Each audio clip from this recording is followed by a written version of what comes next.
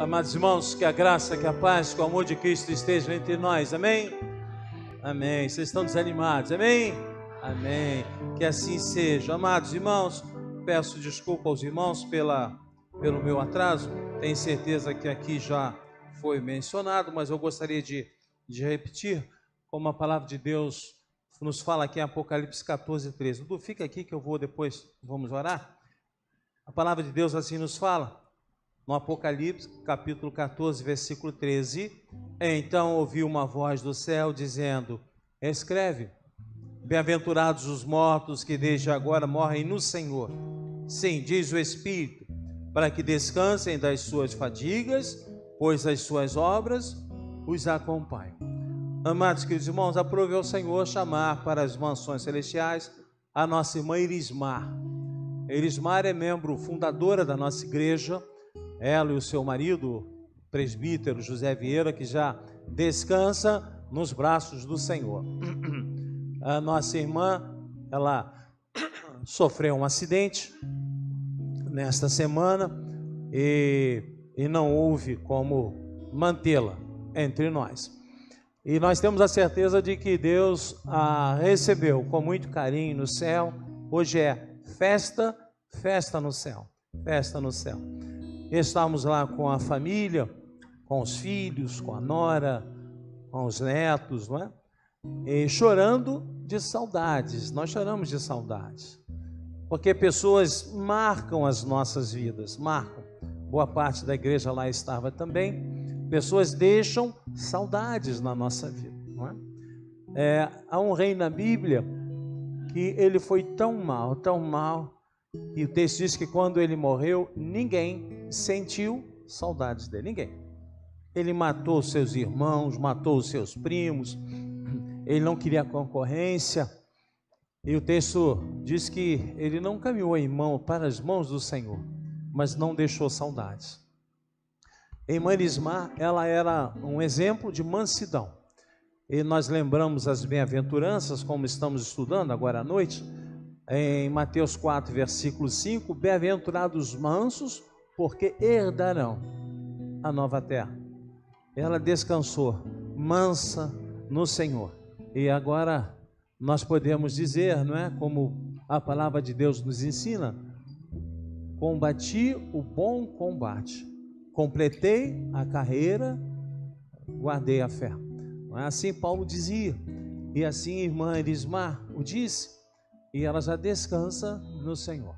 Não podemos mais orar por ela, os irmãos aí nos pedidos de oração pela irmã Erismar. Só podemos agradecer a Deus pelo que ela fez. O Senhor nos deu, o Senhor a levou.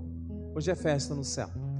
Ela está lá junto com o seu marido, o presbítero José Vieira, vendo Deus face a face, conhecendo Abraão, Isaac, Jacó, Davi, vendo Jesus e experimentando o comprimento, largura, altura e a profundidade do amor de Deus. E nós oramos pela família saudosa que fica e nos questionamos, porque um dia todos nós passaremos por esse momento. Essa vida que é rápida, ela é muito passageira, não é? Eu lembro da minha avó Nair dizendo assim: essa vida é rápida, muito rápida. Eu lembro da minha mãe Elma, que está aqui, dizendo assim: esta vida é rápida, é muito rápida. E agora eu me vejo dizendo isso para as minhas filhas, né? Rebeca chegou agora.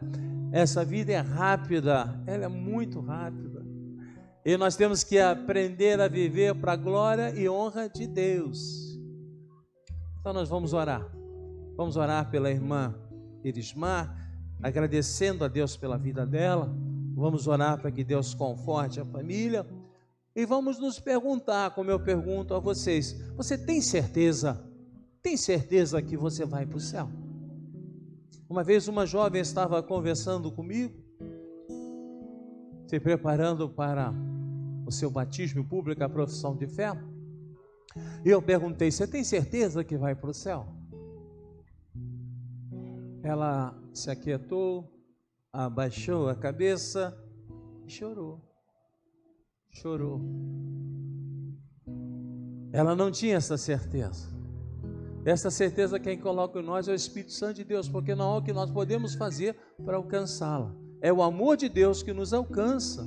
O Deus amou o mundo de tal maneira que deu seu Filho único, para que todo aquele que nele crê não pereça, mas tenha a vida eterna. Tem essa certeza, tem essa certeza. Lá nós cantamos: Mestre, o mar se revolta, as ondas nos dão pavor, não é? Era o hino que o seu marido, nosso irmão presbítero Vieira, gostava. Marinheiro da Marinha, viajou muito por esses mares, pegou muitos temporais. Como a irmã Erismar, que aqui ficava com os filhos, também passou por terríveis temporais, e muitas vezes sem a presença do marido, ela se segurava na mão de Deus, não é? Talvez você esteja assim também, passando por um terrível temporal, escuridão, ventos fortes, medo, às vezes sentindo a injustiça da nossa justiça, que não é justa e igualitária para todos. E aí nós olhamos para o Senhor e falamos: e Senhor, e agora? E agora, Senhor? E o salmista nos diz: esperei confiantemente no Senhor. E Ele se inclinou para mim. No alto do trono do Senhor, Deus, Criador de todas as coisas, Ele se inclinou e me ouviu quando pedi socorro. Como é que está o seu coração, irmão, irmã, amigo, amiga? Como está o seu coração hoje? Eu gostaria de orar e convido você a fechar os seus olhos e nós orarmos. Senhor nosso Deus, a vida é rápida, Senhor, e às vezes nós não conseguimos viver bem, porque nos falta a compreensão de que tudo que vivemos é para a glória e honra do Teu santo nome, Senhor. Às vezes nós pensamos em viver aproveitando a vida. Não, temos que viver para Te glorificar, para Te adorar.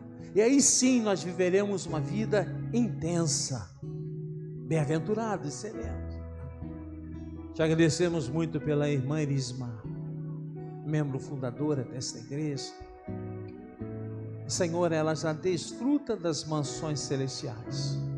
O Senhor nos deu e o Senhor a levou.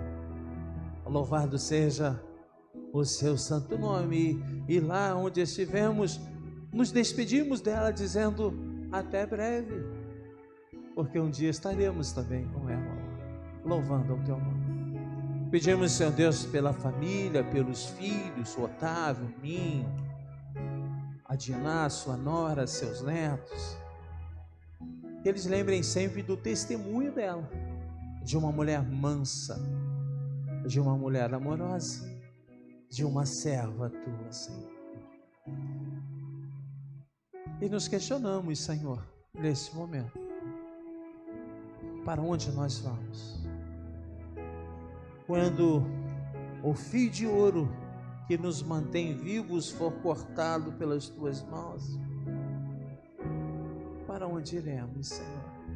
Para onde iremos?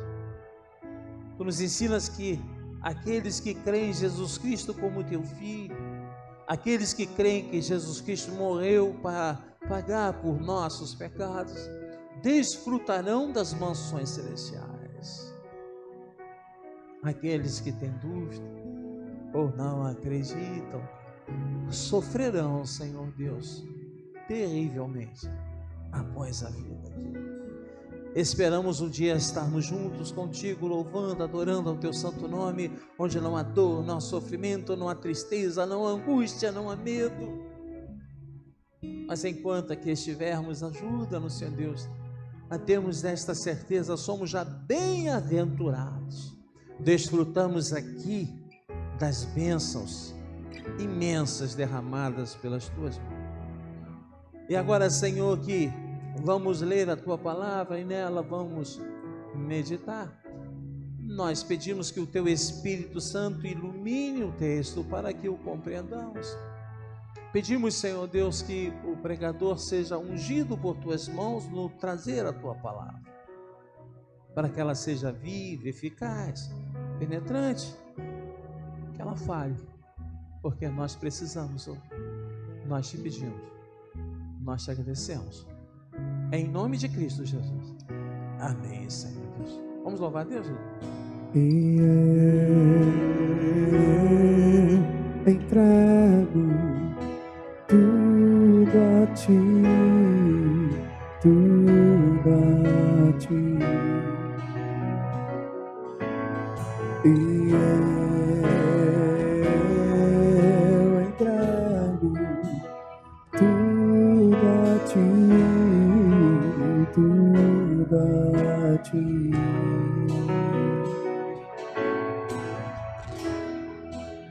Eu canto essa canção de entrega de Jesus, o que o mundo dá, eu deixo aos pés da cruz, por conhecer a ti, teu nome dar louvor, sentir tua presença, partilhando a tua dor. E eu me entrego tudo a ti, tudo a ti. E eu entrego tudo a ti, tudo a ti. Eu entrego a igreja. E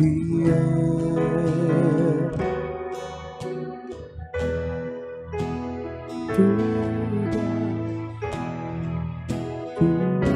a ti. E eu entrego tudo a ti, tudo a ti.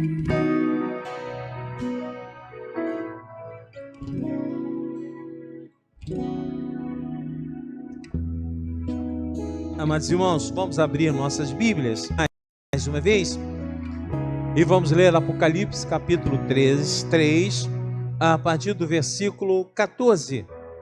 Carta à igreja em Laodiceia. E assim estaremos completando esse estudo das 7 cartas às igrejas do Apocalipse, que representam a nossa igreja, as nossas igrejas de hoje, não é? Então nós lembramos, João está preso na ilha de Patmos, ele é o único apóstolo vivo. Todos os outros já morreram. Alguns a fio de espada, outros com lança, crucificados de cabeça para baixo, queimados. O único que está vivo é João. Ele está bem velhinho, preso na ilha de Patmos. Ele tem uma visão. E nesta visão, Jesus Cristo fala com ele. E Jesus Cristo manda ele escrever o livro de Apocalipse, ou chamado Revelação. Ou seja, revelar o que está por vir, fazer uma avaliação do que existe e revelar o que está por vir. E hoje nós encerraremos com o estudo da igreja em Laodiceia, uma igreja em que Jesus Cristo só faz críticas. É uma igreja onde Jesus Cristo não destaca nenhum ponto positivo. Vamos ler o texto, vamos ler juntos? Apocalipse capítulo 3, versículo 14 a 22. Vamos alternar o texto, vamos alternar. Diz assim: ao anjo, ao pastor da igreja em Laodiceia, escreve: estas coisas diz o Amém, a testemunha fiel e verdadeira, o princípio da criação de Deus. Conheço as tuas obras, que nem és frio nem quente. Quem dera fosses frio ou quente. Assim, porque és morno e nem és quente nem frio, estou a ponto de vomitar-te da minha boca. Pois dizes: estou rico e abastado e não preciso de coisa nenhuma. E nem sabes que tu és infeliz, sim, miserável, pobre, cego e nu. Aconselho-te que de mim compres ouro refinado pelo fogo para te enriqueceres, vestiduras brancas para te vestires, a fim de que não seja manifesta a vergonha da tua nudez, e colírio para ungir os olhos, a fim de que vejas.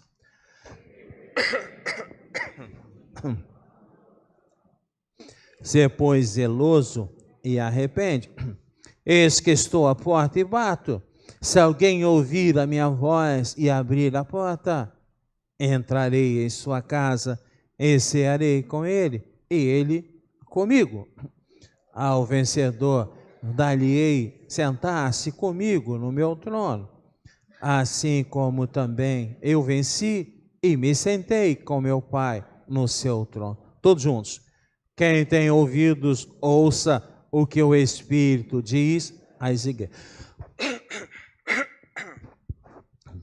Amados, tem um versículo muito interessante. Jesus diz que está batendo a porta. Quem abrir, ele entrará e ceará. Eu lembrei aqui, para nós tentarmos nos descontrair um pouco, de uma história que eu já conto aqui há algum tempo, a história de Zaqueu. Conhece a história de Zaqueu?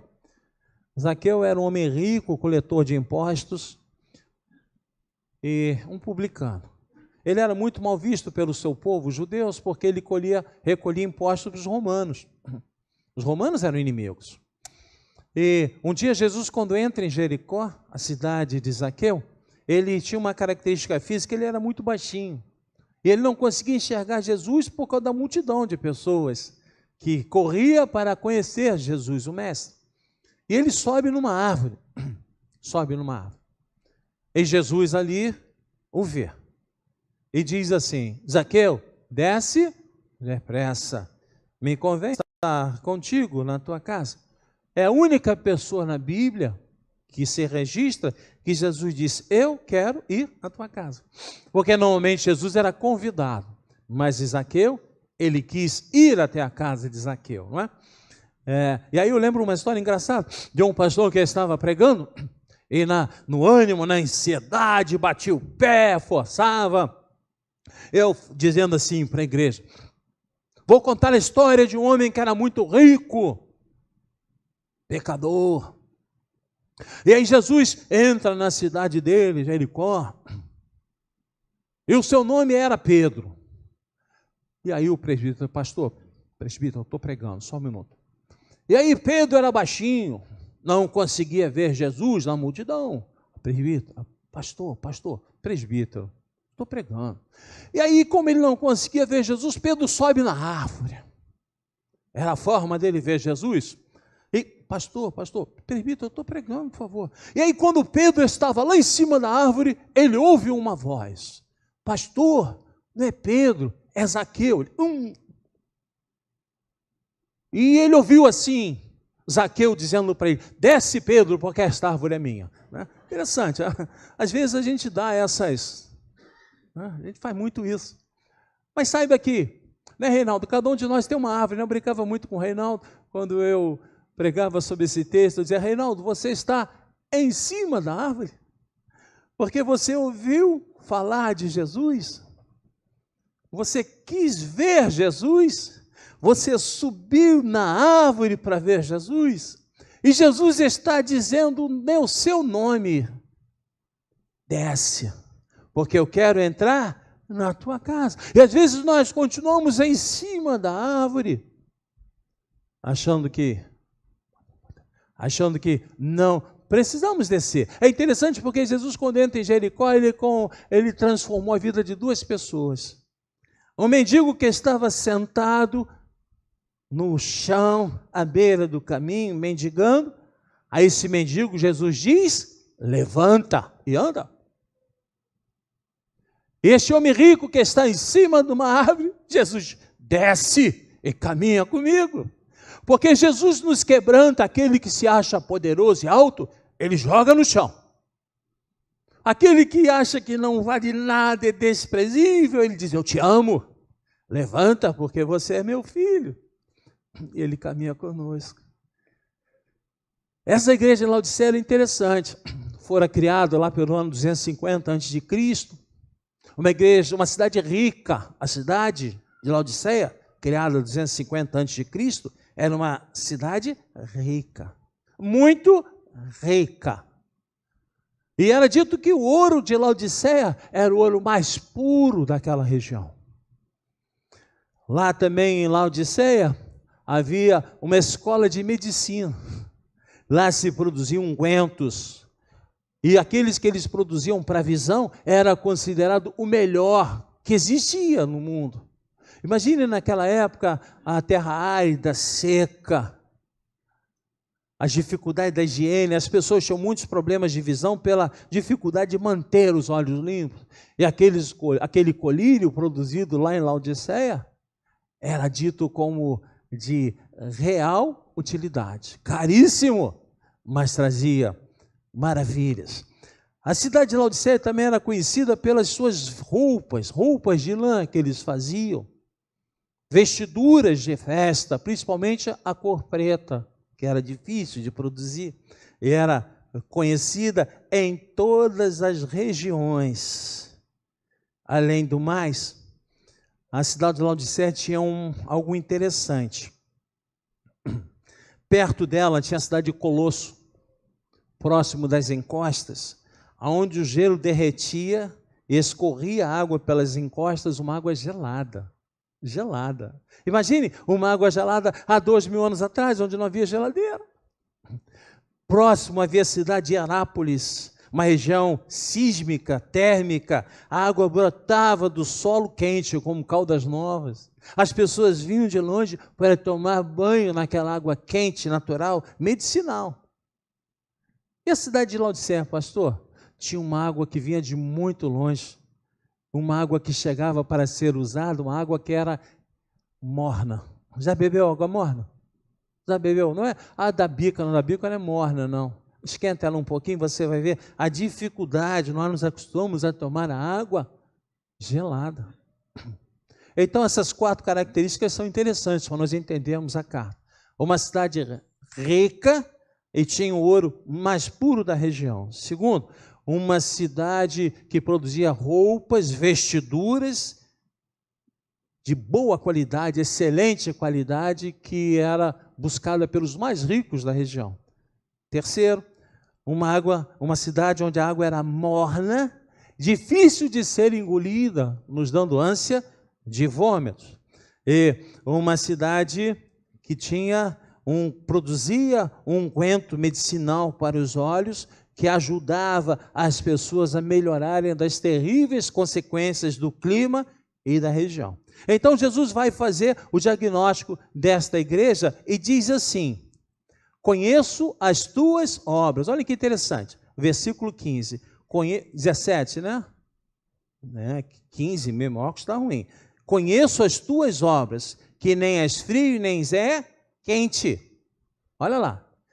Quem deras fosses frio ou quente. Assim, porque és morno e nem és quente nem é frio, estou a ponto de vomitar-te da minha boca. Amados queridos irmãos, o problema da igreja de Laodiceia não era nenhuma influência externa.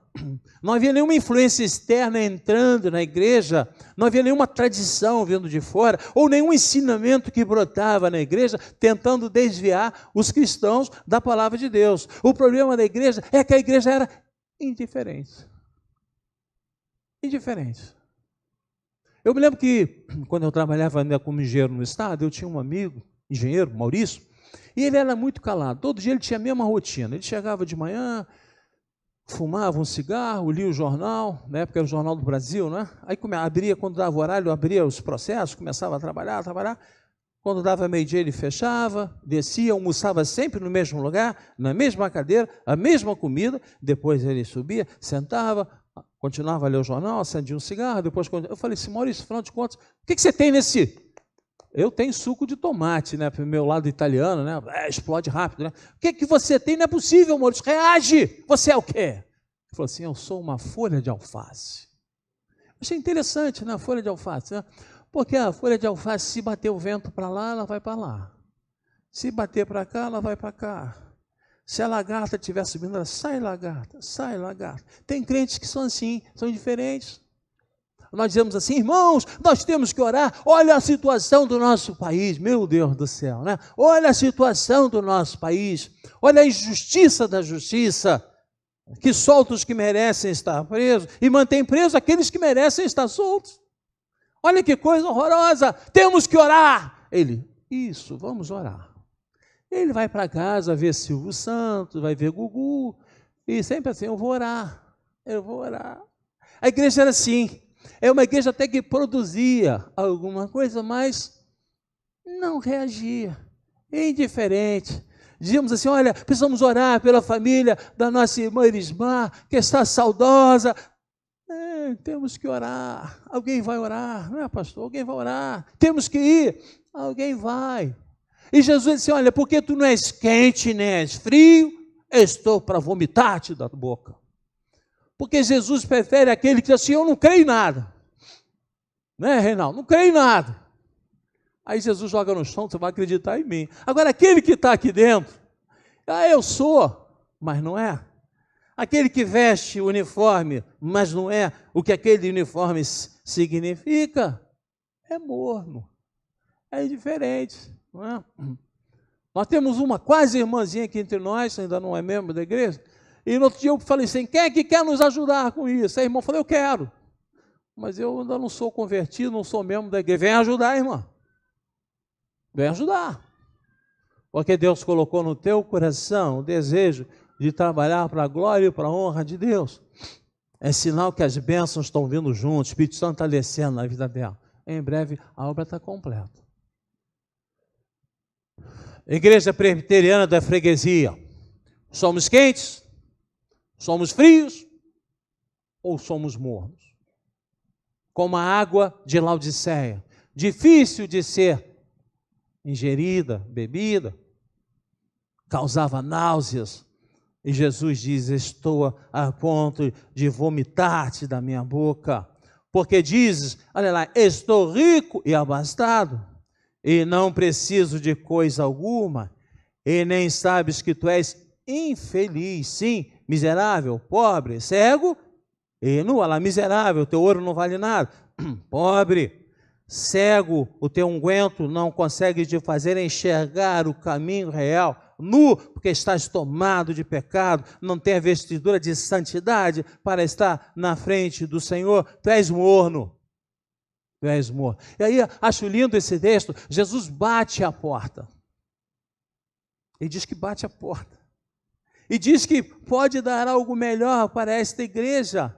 Jesus diz, olha que interessante, aconselho-te que de mim compre ouro refinado pelo fogo para te enriqueceres, vestiduras não negras, mas brancas para te vestires, a fim de que não seja manifesta a vergonha da tua nudez, do teu pecado, e colírio para ungires os olhos, a fim de que vejas, amados irmãos, olha que interessante, Adão e Eva quando pecaram, eles se escondem de Deus, e sentem que estão nus, fazem roupas de folhas, porque era impossível esconder o pecado de Deus. Essa igreja estava nua perante Deus e achava que as roupas bonitas que eles produziam, usavam, lhes davam uma condição espiritual melhor. Olhem Paulo perseguindo, prendendo os cristãos, fica 3 dias cego, até que a oração de Ananias faz com que escamas caiam dos seus olhos, ele consiga enxergar um novo caminho, que é Jesus, o caminho, a verdade e a vida. Não é aquele colírio que permitiria que a igreja pudesse ver Jesus Cristo como seu Salvador. É o toque do Espírito Santo que estava sendo negligenciado pela igreja de Laodiceia, que não mais existe. Não mais existe. Uma igreja que perdeu o rumo, perdeu o caminho, perdeu a presença de Deus. Jesus se identificou a falta do fervor espiritual daquela igreja. Jesus identificou que um crente morno é pior que um incrédulo frio, porque ele tem vestiduras que enganam. Jesus identificou que a autoconfiança da igreja era falsa. Jesus revelou que um crente morno lhe provoca náuseas. E o apelo que Cristo faz a esta igreja, Cristo se apresenta à igreja como um mercador espiritual, que tem ouro, que pode lhe dar vestiduras brancas, e a condição de enxergar o caminho. Cristo chama a igreja a uma mudança, uma transformação de vida. Cristo convida a igreja para cear com Ele, para estar com Ele. Jesus pede para entrar naquela casa, para cear com aquela igreja. Versículo 20, eis que estou à porta e bato, se alguém ouvir a minha voz e abrir a porta, entrarei em sua casa e cearei com ele, e ele comigo. Talvez Jesus esteja batendo na porta da sua vida, e você não consiga ouvir, ou não quer ouvir, ou prefere ignorar. Porque ser convertido implica em transformação, implica em mudança, compromisso com Deus, sinceridade, santidade. Talvez você diga assim, isso é coisa de velho. Quando eu estiver velho, me arrependerei.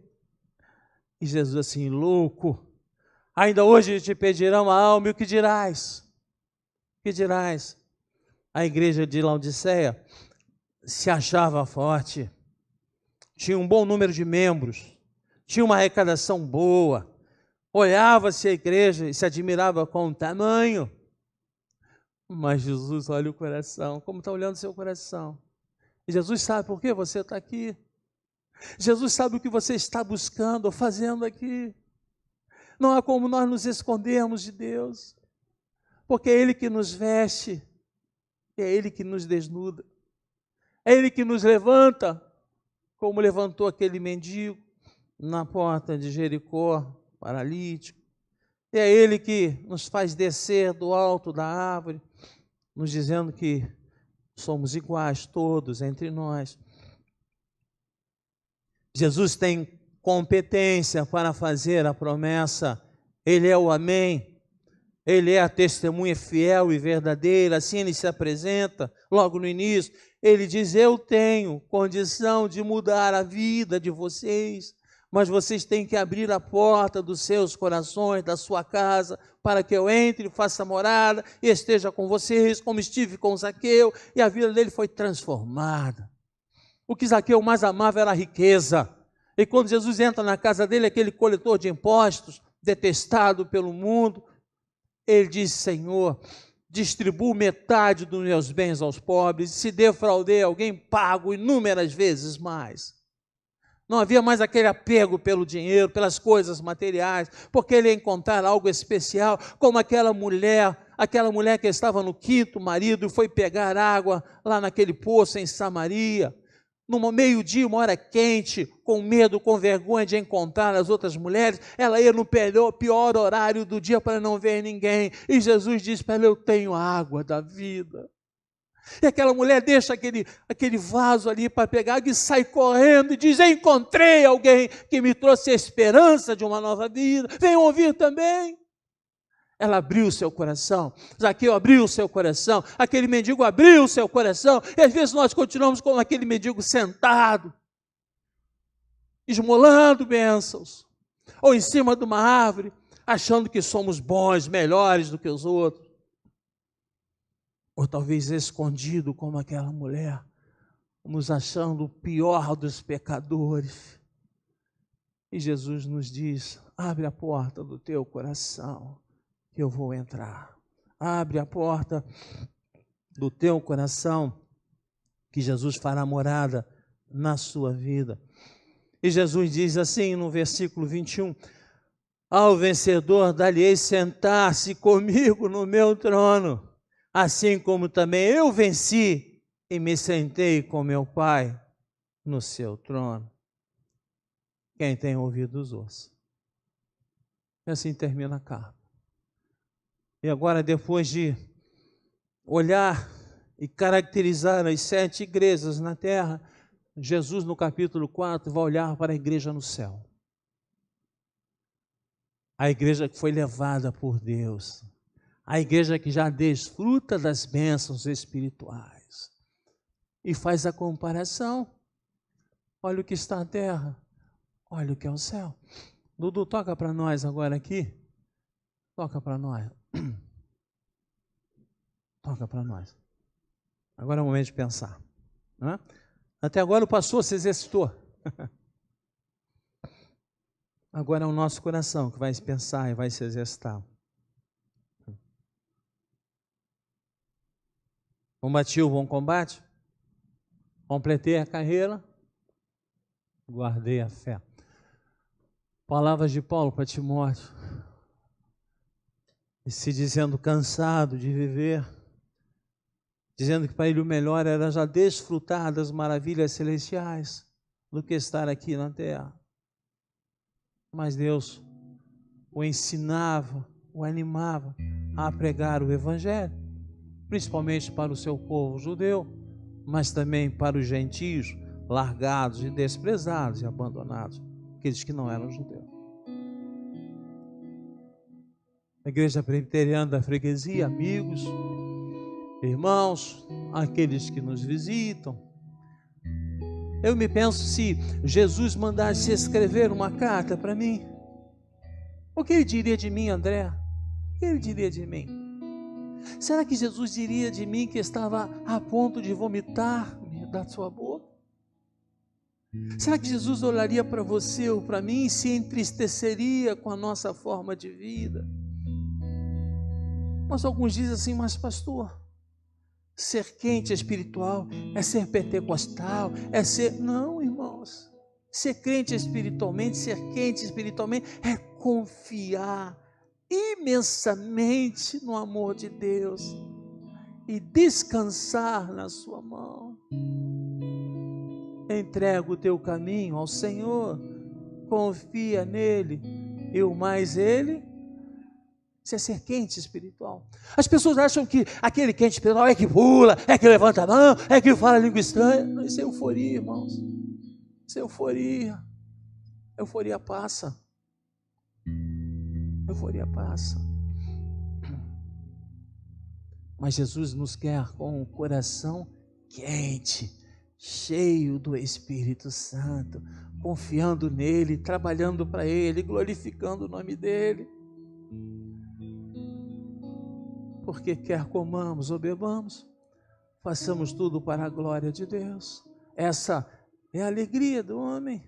Quando entendemos que a nossa alegria é fazer a vontade de Deus, desfrutamos de vida. E vida em abundância, como ele falou. Jesus diz, não é? João 10:10, eu vim para que tenham vida e vida em muito, muito, não é pouco. Você, irmão, irmã, amigo, amiga, quem é você? Sempre que eu entro aqui eu me pergunto, quem sou eu? Quem sou eu? O que é que eu estou fazendo aqui?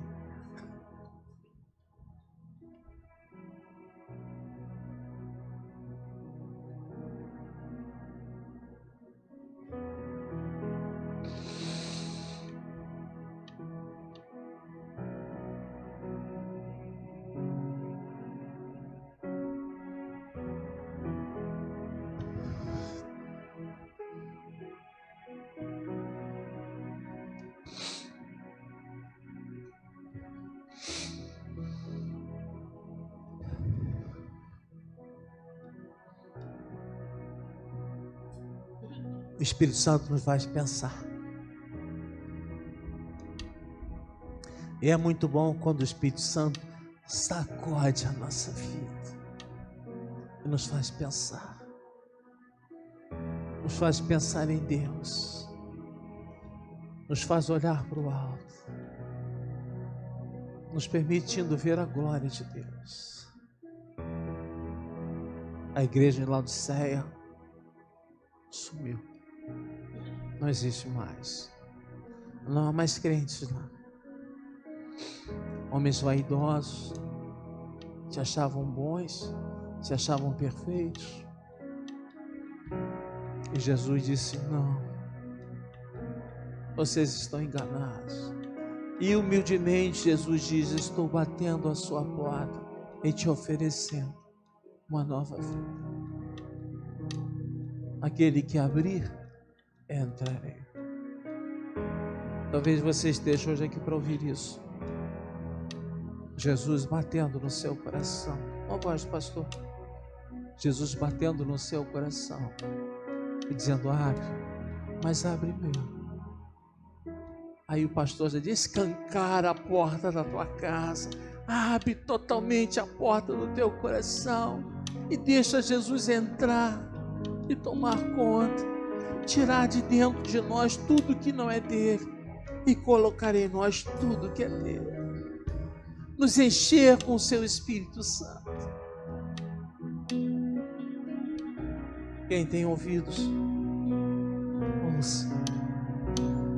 Desfrute das bem-aventuranças de Deus que já se iniciam aqui na terra.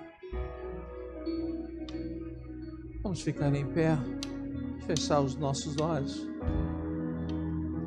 e nós vamos orar.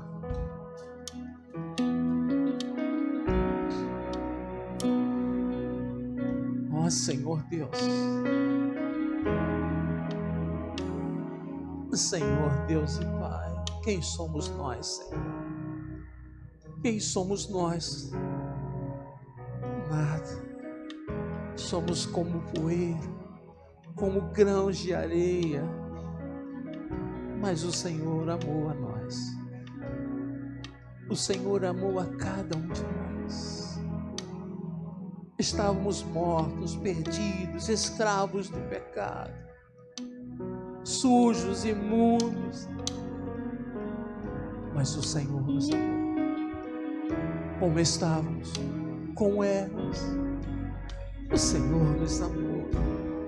O Senhor nos levantou ou nos fez descer do alto dos pedestais do mundo e nos abraçou. Isso nos inundou com o seu amor, Senhor. E nós reconhecemos que não temos nada